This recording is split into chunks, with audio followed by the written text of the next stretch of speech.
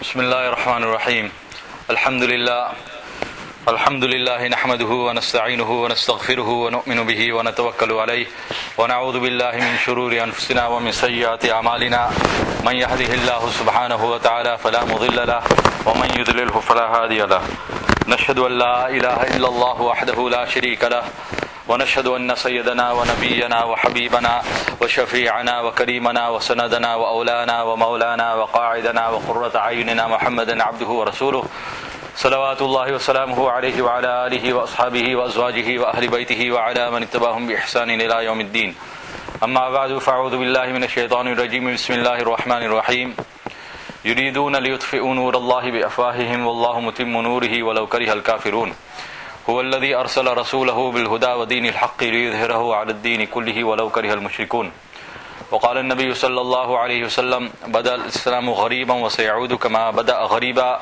فطوبى للغرباء وقال عليه الصلاة والسلام إذا تبايعتم بالعينة وأخذتم أذناب البقر ورضيتم بالزرع وتركتم الجهاد سلط الله عليكم ذلا لا ينزعوه حتى ترجوا إلى دينكم أي إلى جهد دينكم صدق الله مولانا العظيم وصدق رسوله النبي الحبيب الكريم ونحن على ما قال خالقنا ورازقنا لمن الشاهدين والشاكرين والحمد لله رب العالمين.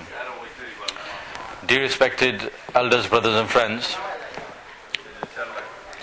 in the hadith it is said that if there's a gathering like this taking place and somebody comes into the gathering and two people move aside and give a space to that person who's arrived, Jannat becomes wajib for those two people.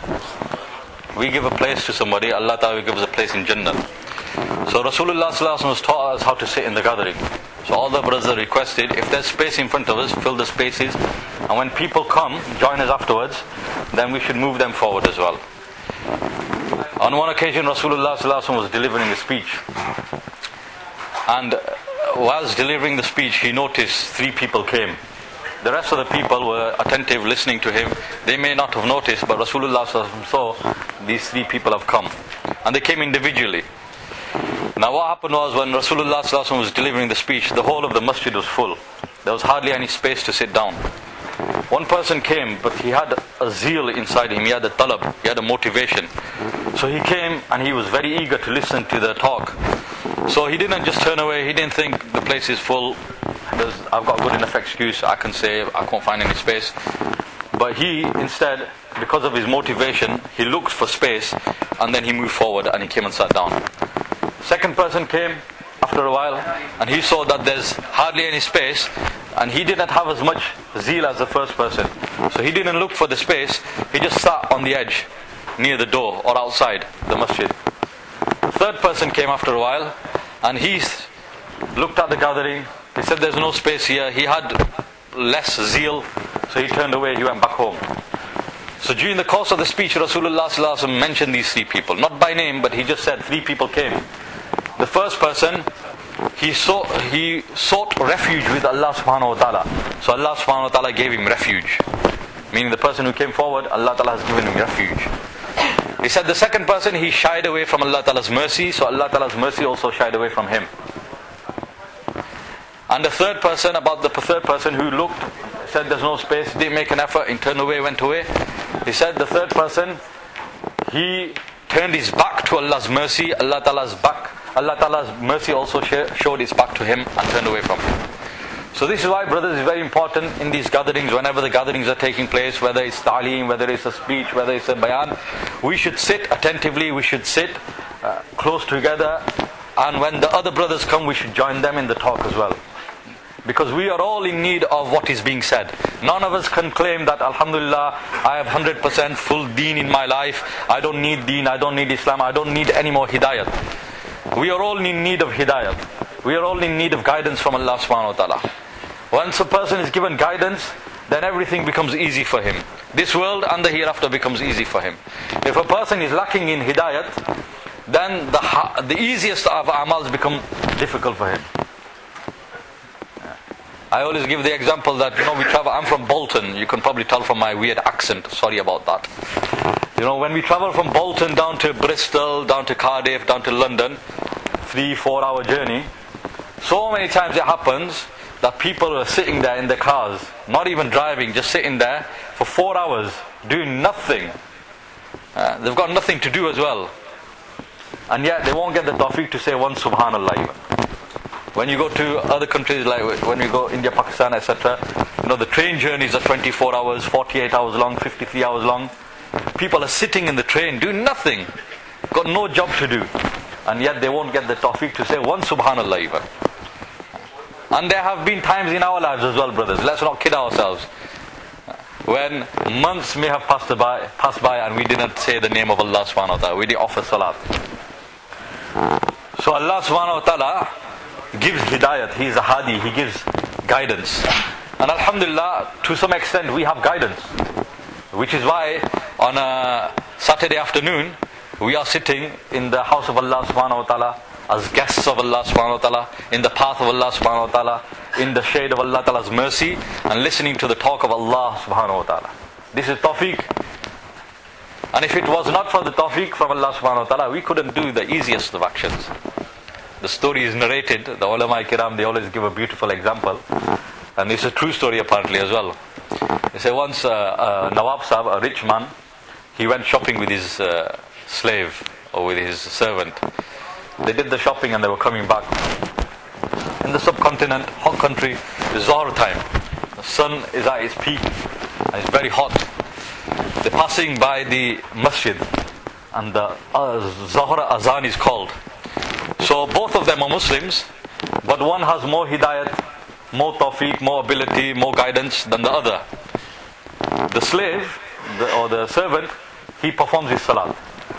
The Nawab Sahib, the rich man, he feels he does not need to perform salat, so he is not in the habit of performing his salat and his namaz.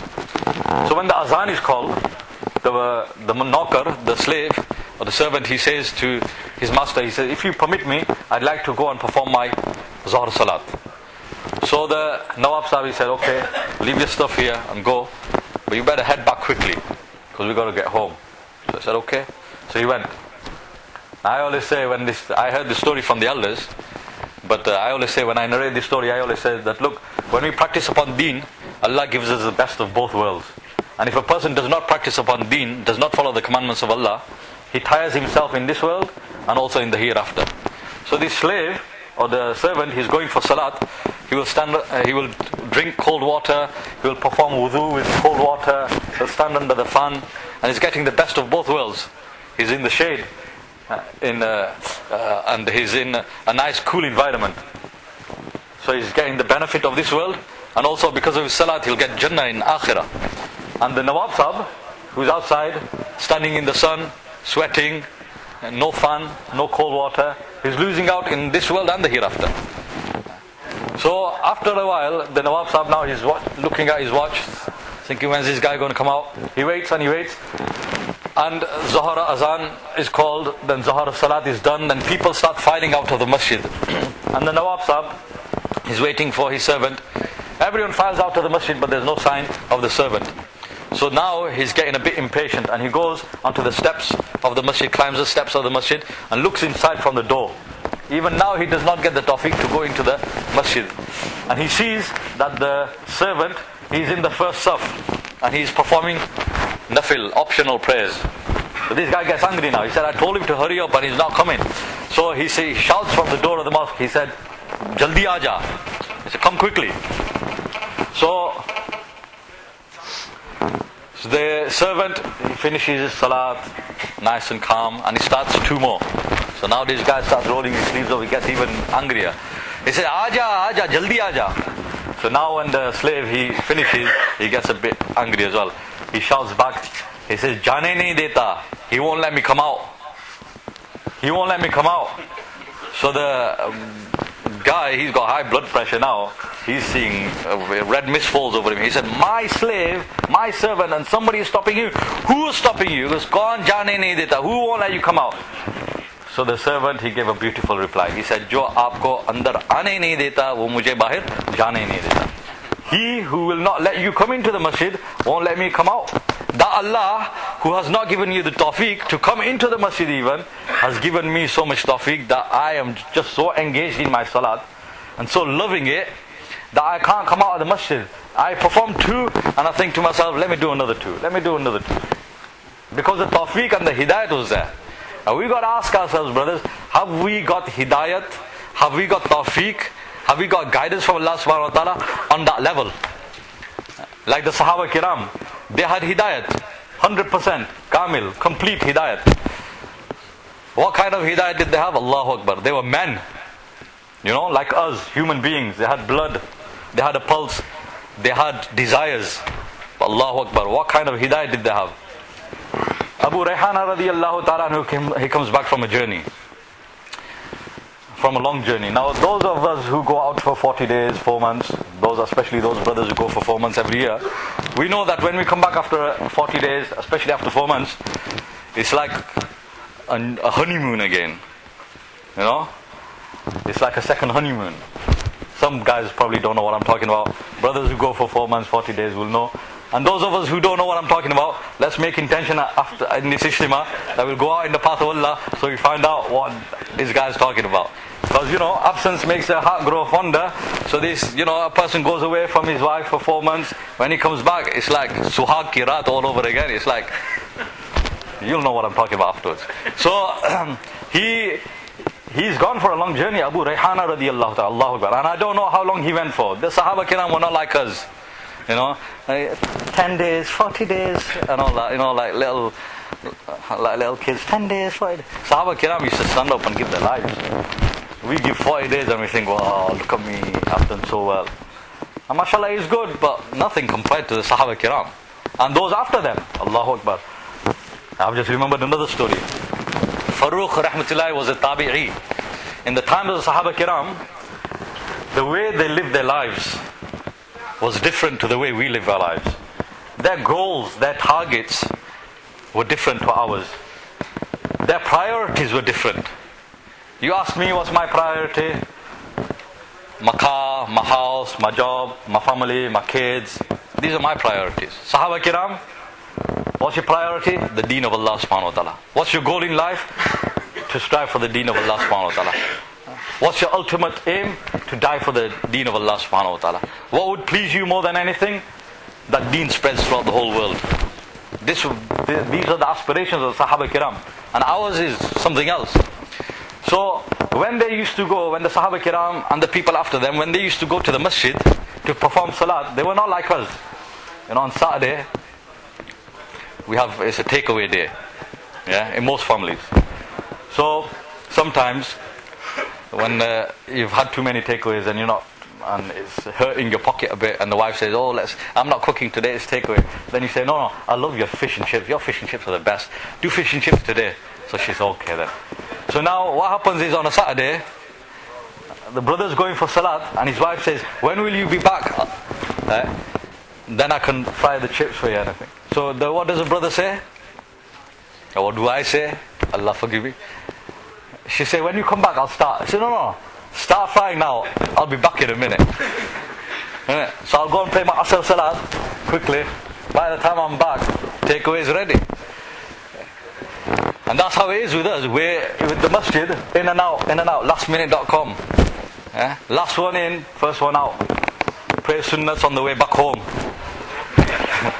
Allah forgive us. Isn't it? And Sahaba Kiram, Allahu Akbar, look at the difference between us and them. In the time of Sahaba Kiram, if somebody went to their house, knocked on their door, Assalamu alaikum, wa alaikum salam, I'd like to meet the person, is your husband in? She said, no, he's not. Where's he gone? He's gone for salat, to the masjid for namaz. When will he be back? I have no idea. Might be tonight, might be